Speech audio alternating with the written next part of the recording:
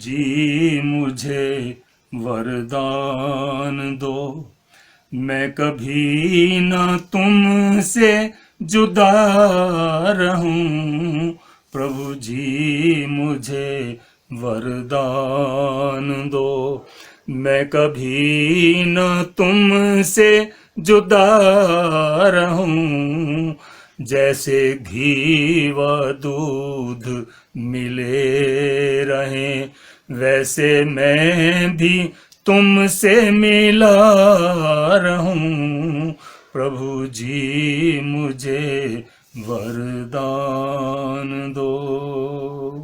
पथिक जी को भी देख रहा था, उधर घूम रहे थे, सामने नजर आ रहे थे, और मैंने वो उधर सामने। एक बार जोरदार अभिनंदन है पथिक जी, एक बार जरा ऊपर आओ। आर्य समाज के सिद्धांतों को भजनों में ढाल करके सबसे बड़ा कार्य, भाई ये जो सत्यपाल पथिक जी हैं, इनके हजारों भजन मैंने भी गाए। मैं भी अपने कार्यक्रमों में इन्हीं के भजन गाता हूं। भगवान आर्यों को ऐसी लगन लगा दे, देश और धर्म की खातिर मिटना इन्हें सिखा दे। परमात्मा का कोटिशः धन्यवाद करता हूँ, और आगे का जो जीवन है वो भी उसकी कृपा से अच्छे प्रकार से व्यतीत हो गए।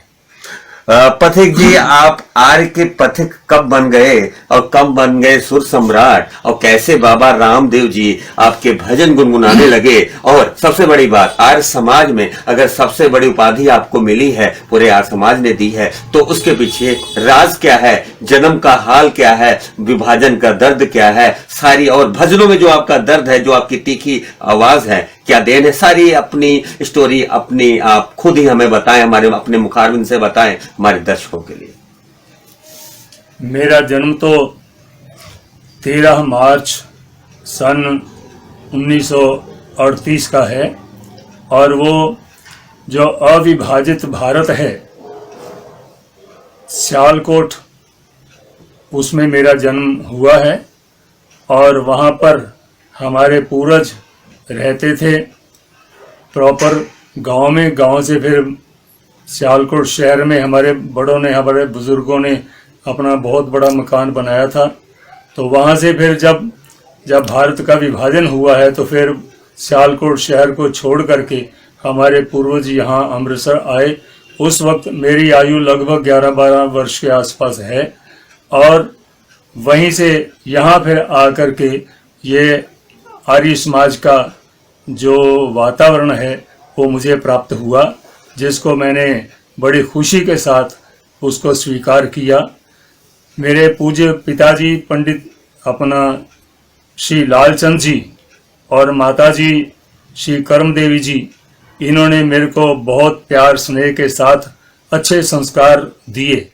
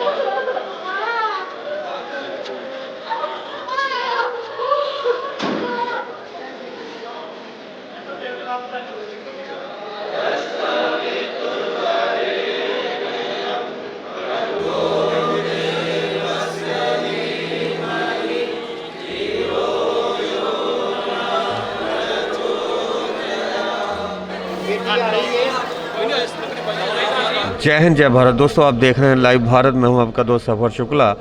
आज ये जो तस्वीर है और आज है 22 अक्टूबर और 2020 ने जाते जाते कोरोना ने कितने ऐसे शहर की हस्तियां छीन ली हैं, तो हम आपको लाइव तस्वीरें दिखाते हैं। और हम इस समय हैं दुर्गाना मंदिर स्थित शमशान घाट में, जहां पे आप देख सकते हैं कि यहां पर 3 आज कोरोना पॉजिटिव से जो मौतें हुई हैं 3 लाए गए। ये जो आप संस्कार देख रहे हैं ये मजीठा रोड के कोई रहने वाले हैं, 52 साल उनकी उम्र है।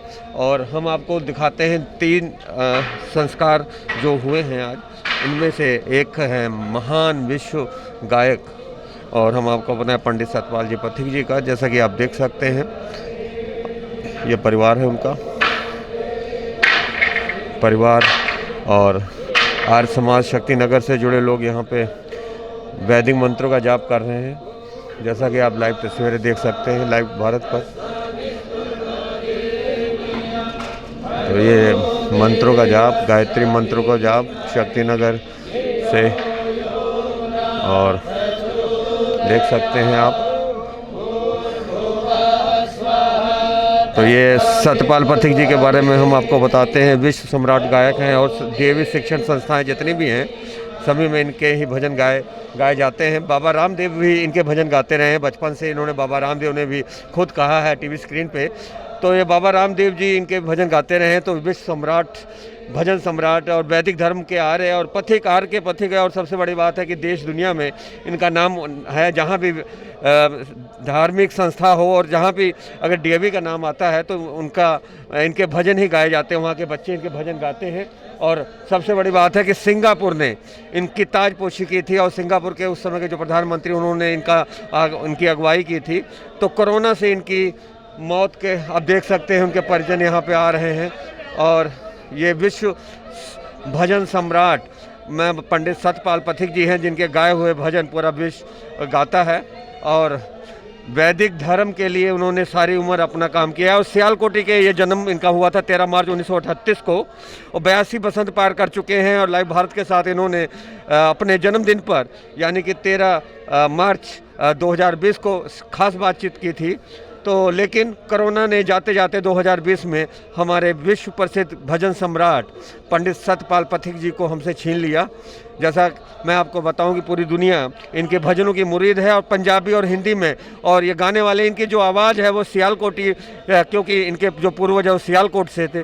तो सियालकोट से आके और विभाजन हुआ तो यहाँ पे बसे। और इनको उर्दू भी आती थी, और उर्दू में इन्होंने, इनकी जो कई किताबें हैं वो लिखी गई हैं भजनों की। और इनके जो भजन है अब आपको यूट्यूब पर मिल जाएंगे। और इनकी कड़क आवाज़ और इनके जो सोच है, विचार है, मैं समझता हूँ इन्हें, ये महान हस्तियों में से एक है। और आर्य के पथिक और सतपाल पथिक जी जिस तरह से कोरोना ने उन्हें छीन लिया, तो यहाँ पे आप देख सकते हैं उनके परिजन और सब उनके रिश्तेदार यहाँ पे आए हैं। अभी थोड़ी देर में पंच तत्व में ये लीन हो जाएंगे, इन्हें अग्नि दे दी जाएगी। और ये देख सकते हैं आप, कोरोना के संकट काल में 2020 ने विश्व सम्राट, भजनों के सम्राट सतपाल पथिक जी को छीन लिया। और आखिरी क्षणों की ये लाइव तस्वीरें लाइव भारत पर आप देख रहे हैं। जिस तरह से अब थोड़ी ही देर में बहुत अच्छे भजन उन्होंने गाए हैं। जैसा कि एक भजन मुझे याद है कि दिल ना किसी दा दुखाई दिलों में रब वसदा। ऐसे बहुत से ऐसे भजन हैं जो दिलों को ऐसे छू जाते हैं। और इनकी जो गायकी है, बेबाक गायकी। और सबसे बड़ी बात की जितने भी आर्य समाज से जुड़े जितने भी देवी शिक्षण संस्थाएं हैं, उन संस्थाओं में इन्हीं के भजन गाए जाते हैं। और भजन के साथ साथ ये उपदेश दिया करते थे, और दुनिया के कई देशों में इन्होंने उपदेश दिया। सिंगापुर में तो इनकी बाकायदा ताजपोशी हुई थी, और इन्होंने ये सारी बातें हमारे लाइव भारत से की थी, वो भी हम आपको बीच बीच में सुनाएंगे। और हम आपको बताते हैं कि ये एक महान हस्ती और विश्व प्रसिद्ध भजन गायक, और बाबा रामदेव जी जिनके भजनों को बचपन से गाते रहे हैं, ये उनकी अंतिम विदा की तैयारी है। तो ये थी लाइव भारत पर पूरे विश्व सम्राट, भजन के सम्राट और वैदिक धर्म के पथिक और पंडित सतपाल पथिक के अंतिम क्षणों की ये यात्रा लाइव भारत पर। हम आपको और भी दिखाएंगे इस। तो पंडित सतपाल पथिक जी की अंतिम यात्रा और श्लोक वैदिक मंत्रों के साथ उनके परिवार के सदस्य सामूहिक तौर पर सभी देख सकते हैं आप, पोतरे भी हैं, बेटे भी हैं दोनों। और वो अब अग्नि भेंट करने के लिए। जैसा कि आप देख सकते हैं, लाइव तस्वीरें हमने आपको दिखाई। पंडित सतपाल पथिक जी, जिन्होंने अपने भजनों के जरिए पूरे देश को मोहित कर लिया। बाबा रामदेव जी भी जिनके भजन गाते थे, और उन्होंने सियालकोट में जन्म हुआ 13 मार्च 1938 और 82 बसंत पार करके आखिर आज उनके चिता को अंतिम अग्नि दे दी गई है। और कोरोना पॉजिटिव के बाद इनकी बॉडी लाई गई थी यहाँ पे आज 3-4 बॉडी ऐसी लाई गई हैं। तो आज देख सकते हैं आप, ये विश्व प्रसिद्ध भजन सम्राट पंडित सत्यपाल पथिक जी आर्य समाज से जुड़े रहे हैं। सारी उम्र इन्होंने आर्य समाज के लिए काम किया। आर्य समाज के भजनों के लिए जाने जाते हैं। पूरे विश्व में जितने भी यहाँ पे देवी शिक्षण संस्थाएं हैं, इनके भजन गाते हैं। और बाबा रामदेव भी इनके भजन बचपन से गाते रहे। बाबा रामदेव खुद कहते हैं। तो ये थी अंतिम यात्रा लाइव भारत की तरफ से। पंडित सतपाल पथिक जी को उनके गाए हुए भजन पूरी देश दुनिया गाता है, और उनकी भजनों से ही आर्य समाज की जो जितने भी कपाट खुलते हैं। तो मैं समझता हूँ कि अपने भजनों के जरिए विश्व प्रसिद्ध सम्राट पंडित सतपाल पथिक जी अमर हो गए। तो एक ऐसे मैं योद्धा की बात करूं, ये आतंकवाद के दिनों में अपने भजनों से और अपने धर्म प्रचार के लिए वो देश दुनिया में जाते रहे हैं। और सबसे ज़्यादा आप देख सकते हैं किस तरह से वैदिक मंत्रों के उच्चारण से उनके अंतिम संस्कार में लोग जुटे हैं, और शहर के नामचीन लोग जुटे हैं। तो ये थी लाइव भारत की पंडित सतपाल पथिक जी के अंतिम यात्रा पे ये उनको नमन करते हुए श्रद्धांजलि। तो आप देख रहे थे स्पेशल रिपोर्ट मनोज भगत के साथ सफर शुक्ला की। आप देखते रहे लाइव भारत। जय हिंद, जय भारत।